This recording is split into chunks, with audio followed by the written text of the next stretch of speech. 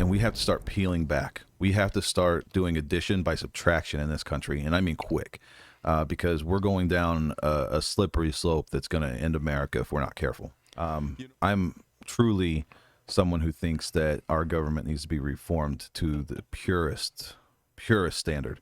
And you were talking about accountability and everything back then. In the military, we have standards. We should have one standard for our government, and that's the truth. And if it doesn't fit into that, then you need to reduce everything down to it. And so, when you're talking about this, what do I do when I go into Congress?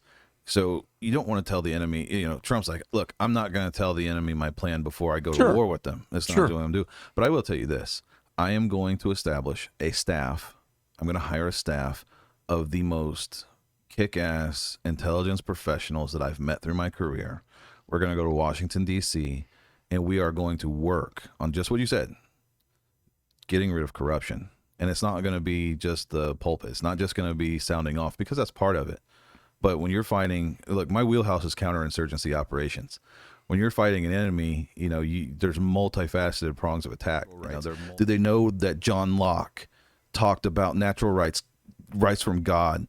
And most people don't. And what you should ask every single candidate running for office, what is the stated purpose of government?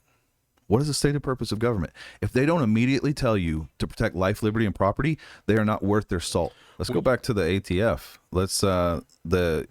Here's my stance. They're unconstitutional and they should be abolished. Yeah. You want to know what to do? Go educate yourself on why this country was founded, how it was founded, what it stands for, and fight for your rights. You start talking about jury nullification. You start talking about getting rid of unconstitutional laws, programs, and departments. You put a sunset clause on them, and you don't ever negotiate them. You put a sunset clause on them, and you let them go away. When the Constitution was written, we had one representative in the House of Representatives for every 30,000 people. Right now, we have one representative for approximately 970,000 people. And it was a constitutional amendment that allowed to cap the number at 435 representatives. That's bullshit. We should have roughly 11,600 and some odd representatives right now. People are like, "Oh, nothing would ever get done." I can guarantee you, it would be a lot harder to trample on our rights and our freedoms and our liberties. We have stuff that was not available to the founders of this country, and you have to be careful when you even say stuff like that. But we have, when I worked in the command group on Fort Huachuca, we have internet protocols where we can hold meetings over the internet, VoIP, and we can do things that we couldn't do 200 years ago. Right.